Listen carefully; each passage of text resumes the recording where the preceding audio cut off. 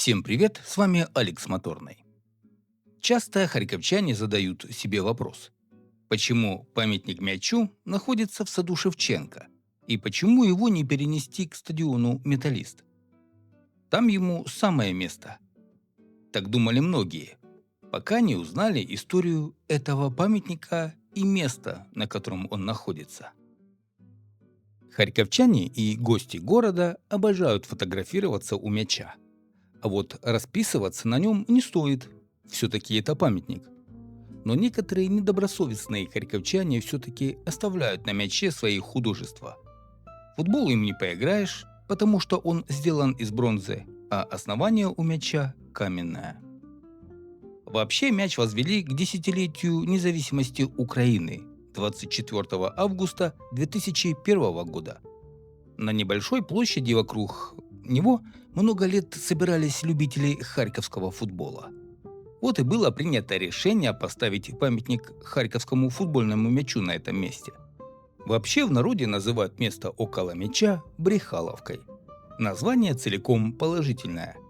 Термин, как нетрудно догадаться, не совсем литературный, скорее жаргонный, который обозначает собрание, базар. Но что такое Брехаловка для харьковчан? Если вы спросите у любого коренного харьковчанина, которому, так скажем, за 50, что такое Брехаловка или как пройти на Брехаловку, вы получите однозначный ответ, что это, мол, место в саду Шевченко, где, начиная с 50-х годов прошлого столетия, и располагается эта самая футбольная Брехаловка, где на газетных стендах можно было почитать газеты, поделиться новостями и обсудить последние футбольные матчи. Перед Олимпиадой 1980 года городские власти соорудили здесь архитектурную композицию с эмблемой игр, что фактически означало признание традиционного места сбора поклонников спорта, в основном, естественно, футбола. Что было первопричиной образования Брехаловки? В Советском Союзе спортивные газеты были дефицитом. Купить их можно было не всегда, и подписать тоже. А в саду Шевченко стояли стенды с газетами. Такая традиция в Советском Союзе тоже была, в рамках политпросвещения народа. Там были газеты политические, ради чего стенды и создавались. А чтобы заманить к ним народ, вешались дефицитные спортивные. И вот возле них собирались обсуждающие. Центр Брехаловки находился примерно там, где и сейчас мяч. Люди собирались кучками, человек по 20-25, таких кучек было до десятка. Располагались по аллее параллельной Сумской, и в сторону памятника Шевченко, и в сторону Дворца творчества. Иногда люди собирались и на аллее, идущей от центра Пятака вглубь сада. По всем аллеям стояли стенды с газетами, в первую очередь с советским спортом, с еженедельником «Футбол-хоккей» и рядом центральных московских и киевских газет. По аллее вглубь парка были стенды с центральными газетами союзных республик – Белоруссии, Латвии, Литвы, Грузии, Узбекистана и других. Очень много людей читали эти газеты, особенно спортивные, так как, повторюсь, они были в дефиците. Вообще в Харькове было две Брехаловки. Одна была в саду Шевченко, другая – на стадионе «Металлист». В саду Шевченко обсуждался не только футбол, но и другие темы. Сюда приходили самые разные люди. Так называемый рабочий день на Брехаловке начинался примерно с 9 утра и заканчивался с заходом солнца. Причем собирались болельщики самых разных команд. Кроме фанатов «Металлиста» приходили фанаты «Динамо Киев», «Торпедо», «ЦСКА» и «Спартака». Металлистовская Брехаловка была совсем другая. Там собирались поклонники не только «Металлиста», но даже «Маяка». Причем никакие другие команды народ там не признавал. Брехаловку в саду Шевченко они недолюбливали и называли их интеллигентами. Они считали себя самыми преданными болельщиками «Металлиста». На Брехаловке в саду Шевченко были свои заводилы или кумиры, которые проводили там все выходные и все вечернее время после работы. Многих было невозможно перекричать или переспорить. Иногда толпа так орала, что издалека можно было подумать, что очень близко стадион, на котором идет матч.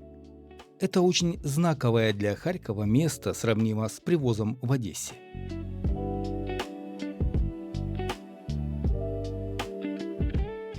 На Брехаловке было много своих знаменитостей. Были там и очень умные и образованные люди, захаживали и профессора.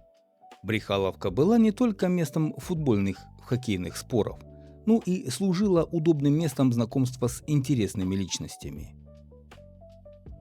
На Брехаловке в саду Шевченко народ делился на 4 категории. Первая, самая многочисленная – болельщики «Динамо Киев».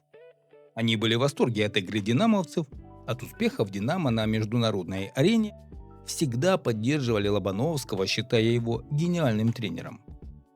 Вторая категория, меньшая по численности, болельщики московского «Спартака», были в восторге от игры «Спартака», в короткий пас и гениальных ходов мыслей Гаврилова, на тот момент дирижера атак московского клуба, восторгались игрой Феди Черенкова и всегда до хрипоты спорили с динамовскими поклонниками. Спартачи говорили, что «Спартак» играет в красивый футбол, а динамовцы в рациональный. Третья категория, уступающая по численности первым двум – болельщики «Металлиста». Причем это сильно удивляло, как так получается, что в городе не все болеют за свою команду. Когда «Металлист» вышел из первой лиги в высшую, численность третьей категории, конечно, возросла. Была еще и четвертая категория, самая малочисленная. Это те, кто пришли просто послушать. Как говорится, болельщики разных команд или любители просто красивого футбола. Им было интересно послушать других хороших ораторов. Там были все. Простой рабочий с ХТЗ и преподаватель вуза. И все были равны. Каждый мог высказываться. Про политику говорили мало, но известных в стране людей могли ругать на все лады. Особенно если те вмешивались в футбольные дела. Шло бурное обсуждение. Все с пеной у рта что-то доказывали друг другу. Были постоянные посетители, были авторитеты, к мнению которых все прислушивались. Казалось, что они знают больше остальных. Постояв часик-полтора, многие шли в кафе-автомат напротив, которое затем получило кличку «Пулемет», попить кофе. Считалось, что там был очень хороший кофе и стоил недорого. Затем опять возвращались и вступали в бурный спор. На форуме болельщиков «Металлиста» прочитал интересную брехаловскую историю. Было это в сентябре 1979 года, когда вернувшийся в высшую лигу «Спартак» Москва второй раз выиграл у киевского «Динамо». Причем на этот раз со счетом 2-0 в Киеве. В первом круге в Москве «Спартак» выиграл 1-0. На Брехаловке были четко выражены два больших лагеря поклонников этих команд. Динамовских было, естественно, поболее. Так вот, в тот вечер они слушали радиорепортаж о матче, а заодно и поругивались время от времени. Когда по радио сказали, что Ярцев за 10 минут до конца матча забил второй мяч в ворота «Динамо», споры сразу начали принимать вид серьезной ругни. В воздухе повис запах войны. И тогда один поклонник киевской команды, который заметно косил, и которого народ на Брехаловке называл Валера Бык, плюнул прямо в лицо одному из поклонников «Спартака». Тот, как оказалось, был парень неробкого десятка и сходу ответил кулаком в лицо. И что тогда началось?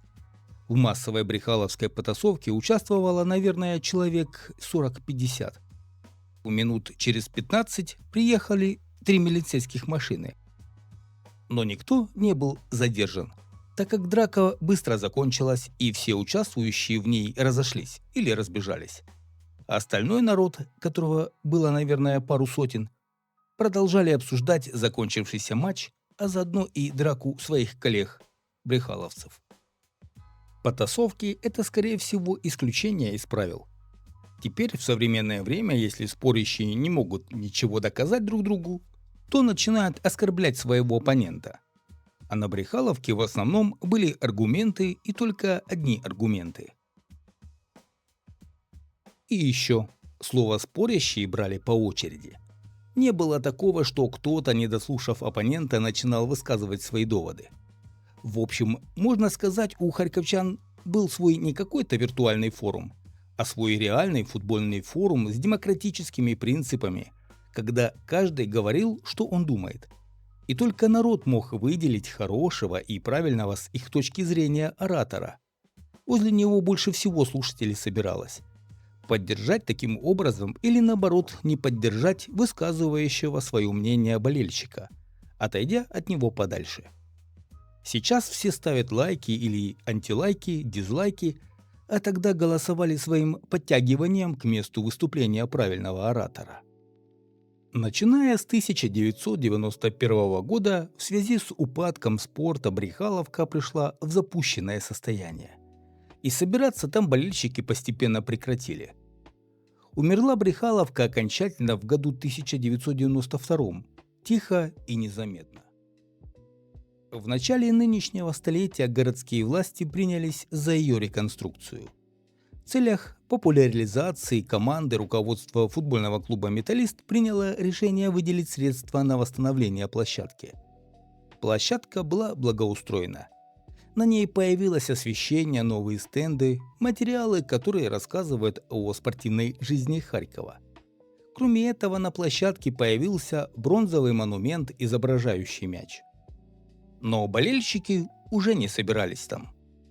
Электронный мир, интернет с его форумами и футбольными сайтами, широкое освещение футбола на телеканалах, и все, смысл собираться и обсуждать что-то на свежем воздухе в парке пропал. Церемония открытия памятника мячу состоялась 24 августа 2001 года.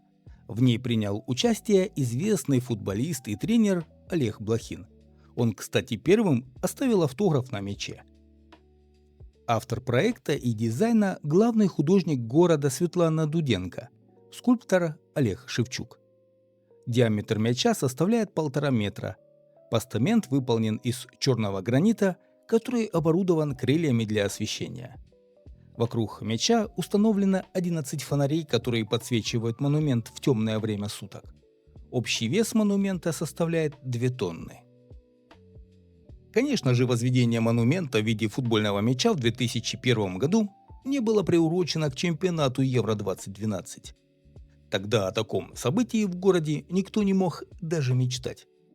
Бронзовый мяч был скорее символом возрождения спортивной жизни в городе, повышения интереса горожан к физической культуре и здоровому способу жизни, второго рождения любимой горожанами футбольной команды «Металлист». Спустя годы, в 2012-м, объект отреставрировали как символ престижного футбольного турнира Украины. В ходе реставрации скульптура мяча изменена не было, заменили лишь постамент. В ходе ремонта было заменено напольное покрытие, проведена новая электропроводка для подсветки памятника. Рядом с памятником установили новые лавочки, чтобы харьковчанам и гостям города было приятно и удобно любоваться обновленной достопримечательностью. Есть у памятника и своя байка. Накануне приезда исполнительного директора УЕФА Дэвида Тейлора по поводу инспектирования подготовки Харькова к проведению матчей Евро-2012 гранитная часть памятника была повреждена вандалами и растащена. Городским властям пришлось спешно восстанавливать памятник. Работы были завершены за несколько часов до визита европейского футбольного чиновника к достопримечательности, и он ничего не заподозрил. В наши дни знаменитая Брехаловка официально называется Аллея спортивной славы.